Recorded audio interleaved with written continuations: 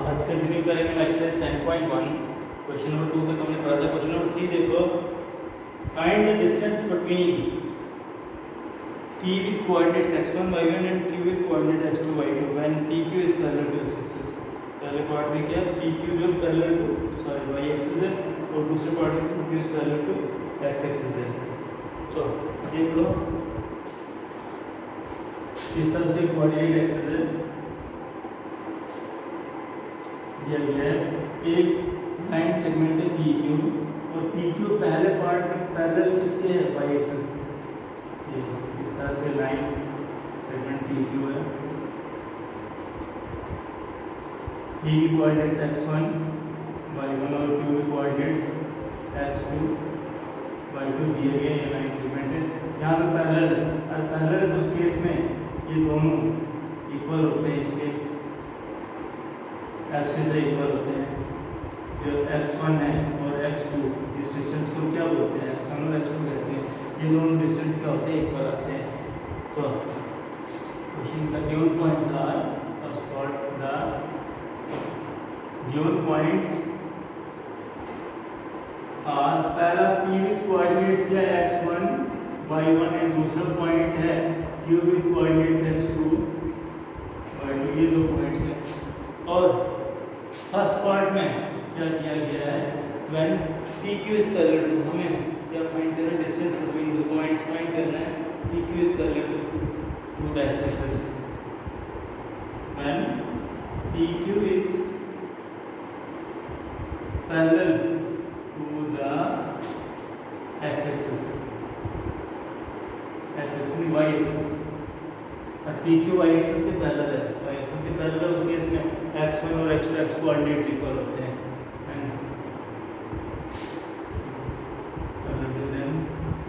x1 is equal to x2 के बराबर आ जाएंगे, दोनों इक्वल आएंगे। देयरफॉर PQ डिस्टेंस फार्मूला इसके ऊपर अप्लाई करो, किसके बराबर आएगा, क्या होता है distance formula, x1 minus x2 का whole square plus y1 minus y2 का होल स्क्वायर के बराबर, विच इज इक्वल टू ये आ जाएगा root of x1 minus x1 का whole square plus y1 minus y2 का whole square, which is equal to ये आ जाएगा किसके इक्वल,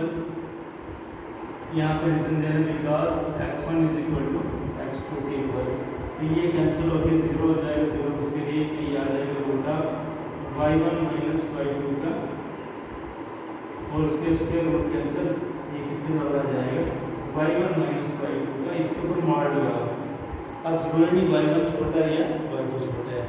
किसी भी से किसी भी जो भी आएगा इसका आपने मॉड लगानी है इसका आंसर। सेकंड पार्ट में PQ is parallel to x axis होता है, PQ x एक्सिस पैरेलल इस तरह से PQ है, उस केस में देखो y1 और y2 इक्वल होते हैं,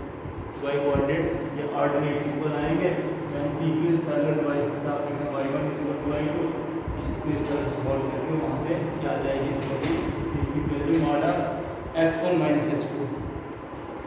नेक्स्ट देखो क्वेश्चन नंबर 4, तो आप खुद सॉल्व करोगे या आपने 10th क्लास में पढ़ा है sir. Point on the y axis find करना, जो इक्विडिस्टेंट है इन दो गिवन पॉइंट्स। तो कोई पॉइंट जो x एक्सिस को होता है किस फॉर्म में होता है, x0 फॉर्म में। तो पॉइंट आप P पुट करो x0 फॉर्म में और देखो यहाँ पे गिवन पॉइंट्स A और B है, कंडीशन के P is equal to PB के इक्वल गिवन है। इस पे डिस्टेंस फॉर्मूला लगाओ और x की वैल्यू फाइंड करो। क्वेश्चन नंबर 5 देखो,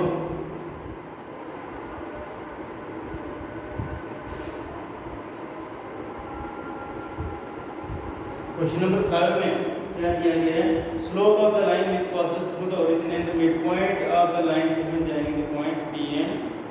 P with coordinates 0 4 and P with coordinates 8 0। इन दो के मिड पॉइंट्स और ओरिजिन से एक लाइन पास कर रही है, उसका हमने स्लोप फाइंड करना है। The given points are, question number 5 the given points are, पहला P और इसके कोऑर्डिनेट्स क्या दिए गए हैं, P with coordinates 0 minus 4 and दूसरा है P के बाद B, इसके कोऑर्डिनेट्स क्या हैं, 80 ये दो points given points mid point of PP mid point of PB इन दोनों में मिड पॉइंट किसके बराबर है मिड पॉइंट फार्मूला यूज करो किसके बराबर होगा x कोऑर्डिनेट की sum upon 2 0 plus 8 upon 2 x coordinate और माइनस 4 प्लस 0 अपॉन 2 ये वाली coordinate mid point of PB है इसके बराबर दैट इज इसको आगे सॉल्व करके हम लिख सकते हैं किसके बराबर है मिड पॉइंट इसका 4 minus 2 slope of line segment slope of line joining इन दो पॉइंट्स को हमने क्या फाइंड करना है कि मिड पॉइंट्स और ओरिजिन को ज्वाइन करने जो लाइन उसका slope of line joining 4 minus 2 and origin that is 0 0 किसके बराबर आएगा इसका स्लोप ये आ जाएगा y2 minus y1 0 minus sorry y2 minus 0 minus minus 2 upon x2 minus x1 0 minus 4 कौन सा फॉर्मूला यूज किया हमने using m is equal to y2 minus y1 upon x2 minus x1 ये स्लोप का फॉर्मूला दो पॉइंट्स में कोई line join कर रही है जो स्लोप ऑफ द लाइन इसके बराबर होता है फॉर्मूला ये अप्लाई किया ये माइनस माइनस प्लस हो गया 2 upon minus 4 which is equal to minus 1 upon 2 equal therefore the required slope यहाँ पे रिक्वायर्ड स्लोप किसके बराबर है माइनस 1 अपॉन इसका आंसर नेक्स्ट देखो क्वेश्चन नंबर 6 में हमने क्या फाइंड करना है यहाँ पे without using the parabolic theorem को यूज किए बगैर हमने देखना है points are the vertices of the right angle triangle ये तीन पॉइंट जो है गिवन पॉइंट्स है राइट एंगल ट्रायंगल के वर्टिसेस शो करने हैं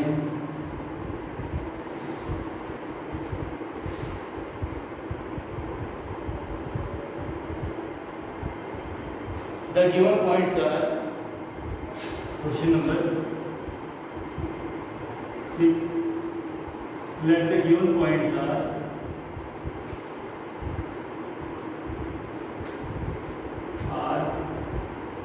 ये गिवन पॉइंट्स पहले पॉइंट को ये लेट किया हमने और इसके कोऑर्डिनेट्स क्या हैं इस पॉइंट ए के कोऑर्डिनेट्स हैं 4 4 4 4 दूसरा पॉइंट बी इसके कोऑर्डिनेट्स है 3 5 एंड तीसरा पॉइंट है सी और इसके कोऑर्डिनेट्स हैं पॉइंट सी के -1 -1 ये तीन पॉइंट्स हैं हमारे पास ए बी और सी तो इन तीनों पॉइंट्स का हम स्लोप फाइंड करते हैं स्लोप ऑफ ए बी निकाला तीन पॉइंट्स हैं तीन साइड्स बनेंगे ट्रायंगल की तीनों साइड्स के स्लोप्स क्या है स्लोप ऑफ ए बी का स्लोप फाइंड करना तो क्या आ जाएगा x1 x2 y x1 y1 x2 y2 तो y2 minus y1 5 minus 4 upon 3 minus 4 कौन सा फॉर्मूला यूज किया यूजिंग स्लोप का formula y2 minus y1 upon x2 minus x1 इस फॉर्मूले के बेसिस पे हमने देखा कि आ जाएगा किसके बराबर 5 में से 4 गया तो 1 और 3 में से 4 गया तो -1 विच इज इक्वल टू -1 अब निकालो स्लोप ऑफ ए बी के बाद स्लोप ऑफ बी सी किसके बराबर आ जाएगा बी सी का स्लोप निकाल रहे तो ये आ जाएगा -1 -5 upon -1 -3 which is equal to -1 -5 इसके बराबर आएगा -6 अपॉन -4 कैंसिल हो गई आता 3 अपॉन 2 और slope of A B B C के बाद ए सी का स्लोप निकालो ए सी का स्लोप ये आ जाएगा किसके बराबर -1 -4 -1 -4 upon -1 -4 which is equal to -5 upon -5 which is equal to ये आ रहा है हम यहाँ पे क्या ऑब्जर्व कर रहे हैं स्लोप ऑफ ए बी और स्लोप ऑफ ए सी यहाँ देखो here slope of A B into slope of A C करो तो वो क्या आ रहा है -1 into 1 which is equal to -1। जब भी प्रोडक्ट्स का स्लोप अगर इनके बराबर आ रहा है विच इंप्लाइज दैट मैं कहूँगा A B is perpendicular to A C, क्योंकि इन दोनों के जो स्लोप प्रोडक्ट है वो -1 है। हमने क्या पढ़ा था कंडीशन, परपेंडिकुलरिटी कंडीशन यही है, दो लाइंस के प्रोडक्ट के स्लोप -1 आए तो परपेंडिकुलर होती है। इसका मतलब therefore the given points, those sides perpendicular to the given points are the vertices of a right angle triangle, right angle triangle के vertices। उसके बाद नेक्स्ट देखो, नेक्स्ट क्वेश्चन क्या है, question number 6, slope of the line which makes an angle of 30 degree with the positive direction of y axis measure anticlockwise. Line y axis की positive direction के साथ में 30 डिग्री एंगल बना रही है, हमें क्या फाइंड करना है, slope of the line positive direction. देखो पॉजिटिव y एक्सिस तो आया, ओरिजिन से ऊपर वाली साइड की, इसके साथ एक line positive direction y axis के साथ 30 डिग्री एंगल बना रही है। इस लाइन का स्लोप फाइंड करना है। टोटल यहाँ पे कितना आता है 90 डिग्री एंगल और यहाँ से यहाँ तक 30 डिग्री एंगल। इसके बाद इंक्लिनेशन ऑफ लाइन क्या है, x डैश y डैश। तो क्वेश्चन नंबर 7 में देखो इंक्लिनेशन ऑफ लाइन, इसको थीटा से नोट करो, ये आ जाएगी 90 degree plus 30 degree which is equal to 120 degree. Inclination किसके बराबर है 120 डिग्री। वो क्या होती है इंक्लिनेशन, किसको बोलते हैं, जो भी लाइन पॉजिटिव एक्सिस के साथ में, पॉजिटिव एक्सिस की पॉजिटिव डायरेक्शन के साथ जो एंगल बनाती है, पॉजिटिव डायरेक्शन आई है, ये जो एंगल बनते हैं किसी लाइन को, उसको हम क्या बोलते हैं inclination of the line. Inclination 120 है, therefore slope of the line क्या आ जाएगा यहाँ पे is equal to tan of theta, जब इंक्लिनेशन दी होती है tan theta which is equal to tan 120 degree. tan 120 degree किसके बराबर आता है, इसको आप लिख सकते हो tan 90 प्लस 30 कर दो, 90 डिग्री प्लस 30 डिग्री, या tan 180 माइनस 60 करो, tan में रखो 180 डिग्री माइनस 60 डिग्री। तो देखो 180 पे tan का tan ही रहेगा और सेकंड क्वाड्रेंट पे tan क्या है नेगेटिव, इसको मैं tan 60 डिग्री लिखूंगा, बट सेकंड क्वाड्रेंट के एंगल के लिए tan क्या वैल्यू देता है नेगेटिव, क्योंकि tan इसमें फर्स्ट और थर्ड में पॉजिटिव वैल्यू देता है, सेकंड में नेगेटिव, इसको माइनस tan 60 डिग्री दे सकता हूँ, which is equal to minus tan 60 is equal to √3 इसका आंसर। क्या है इसका ध्यान रखना है, जब भी हमारे पास ये एंगल का पॉजिटिव डायरेक्शन के साथ में जो इंक्लिनेशन वो एक अक्यूज बनेगी 90 एंगल से 90 डिग्री से ग्रेटर बनेगी, उस केस में इसका जो स्लोप है वो नेगेटिव ही आएगा। एक्यूट एंगल बनेगा पॉजिटिव डायरेक्शन के साथ, इंक्लिनेशन एक एक्यूट एंगल होगी तो उस केस में ही स्लोप पॉजिटिव होता है। तो ये था क्वेश्चन नंबर 7। क्वेश्चन नंबर 8 देखो, वैल्यू ऑफ एक्स फाइंड करनी है, पॉइंट्स को लीजिए, points let the given points को ए बी सी लेट करता हूँ।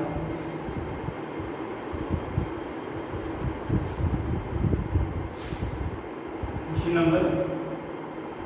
8 का solution, let the given points और पहला पॉइंट ए और इसके कोऑर्डिनेट्स क्या हैं, पहले पॉइंट के कोऑर्डिनेट्स x - 1 2 1, x - 1, दूसरा b इसके कोऑर्डिनेट्स क्या हैं 2 1 है, तीसरा पॉइंट है c, इसके कोऑर्डिनेट्स क्या हैं पॉइंट c के, वो हैं 4 5 4 5। Since the points, since the points A, B and C are collinear, ये तीन पॉइंट्स कोलिनियर पॉइंट्स हैं, इसका मतलब क्या आ जाएगा, slope of A B is equal to slope of B C की इक्वल आएगी, दोनों की स्लोप इक्वल होंगे और दोनों की स्लोप इक्वल हैं, इसका क्या आ जाएगा, स्लोप ऑफ ए बी किसके बराबर आएगा, 1 माइनस माइनस 1 का divided by 1 minus minus 1 2 minus x is equal slope of B C किसके बराबर आएगा, 5 माइनस 1 अपॉन 4 माइनस 2। ये फॉर्मूला यूज किया स्लोप का, क्या होता है y2 minus y1 upon x2 minus x1। इस फॉर्मूले के से विच इंप्लाइज दैट ये क्या आएगा 1 plus 1 2 upon 2 minus x is equal to 5 minus 1 कितना आता है 4 और 4 में से 2 गया तो ये 2 which implies that 2 upon 2 minus x is equal to 2 के बराबर है, which implies that 2 to the 4 minus 2x is equal to 2, which implies that minus 2x की वैल्यू क्या आएगी 2, तो ये 4 साइड वैल्यू क्या है minus 2 is equal to minus 2 के बराबर, तो therefore implies that x की वैल्यू क्या आएगी minus 2 upon minus 2, therefore x की वैल्यू क्या आएगी x की वैल्यू फाइंड करनी है इसमें। उसके बाद using distance from show that the given points are the vertices of the parallelogram। ये 4 पॉइंट्स दिए गए, इसके लिख देता हूँ मैं, इनको vertices of the parallelogram show करना है। सॉल्यूशन तीनों पॉइंट्स को ABCD लाइन कर रहा हूँ, the given points are ABCD और एक पैरेललोग्राम ड्रा करो ऑर्डरवाइज वर्टिस। तो पहले पॉइंट के वर्टिसेस क्या हैं -2 -1 -2 -1, दूसरा पॉइंट B लो 4 0, तीसरा पॉइंट C, इसके वर्टिसेस क्या है तीसरे पॉइंट के 3 3 और D के -3 2। ये आए पॉइंट्स रिक्वायर्ड पॉइंट्स। आपने यहाँ पे क्या करना है, पहले आप निकालो स्लोप ऑफ EB, ये फॉर्मूला यूज करो, 2 पॉइंट्स जो लाइन पास करते हैं स्लोप को फॉर्मूला, फिर स्लोप ऑफ BC, उसके बाद slope of AB BC CD और स्लोप ऑफ DA फाइंड करोगे। ये चारों स्लोप आपने निकालने हैं। इसमें इन दो लाइंस के स्लोप सेम आएंगे, इन दो लाइंस के सेम ही आने चाहिए, इन दोनों की सेम होंगे, इक्वल होंगे और बची ये दो लाइंस की स्लोप भी सेम होंगे। तो इसके बेस जब भी दो लाइन की स्लोप सेम होती है पैरेलल होती है, इनके स्लोप सेम इसके मतलब दो लाइंस पैरेलल, इनके स्लोप सेम निकलेंगे, इसका मतलब ये भी पैरेलल। अगर अपोजिट लाइंस जो आ रही है इसके अपोजिट साइड्स पैरेलल हैं, इसका मतलब ये पैरेलल वर्टिसेस। आप खुद सॉल्व करोगे। क्वेश्चन नंबर 10 देखो,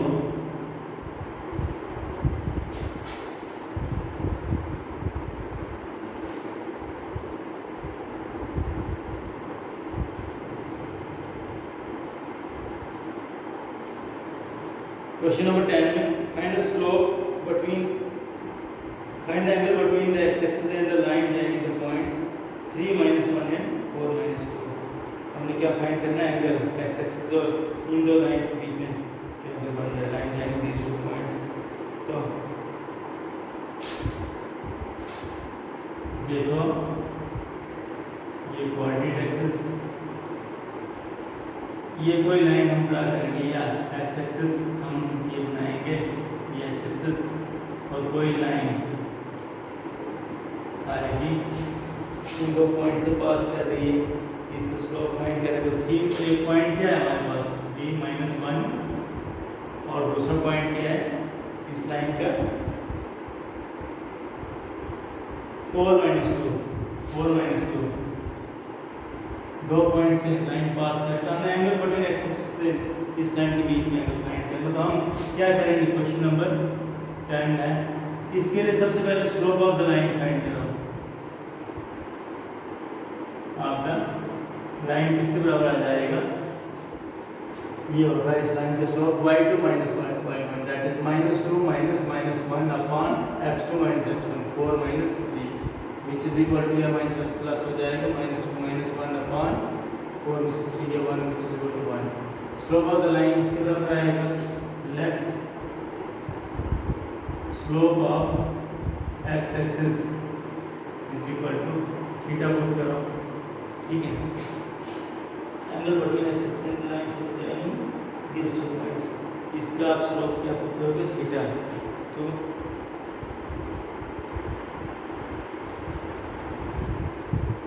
इसमें आपने स्लोप ऑफ एक्स एक्सिस आप एम रखो, एम रखा आपने slope of x axis. Let theta be the angle between, let ये theta be the angle between x axis and the line, and the line, line और axis के बीच में angle आपने क्या लेट किया, थीटा। देन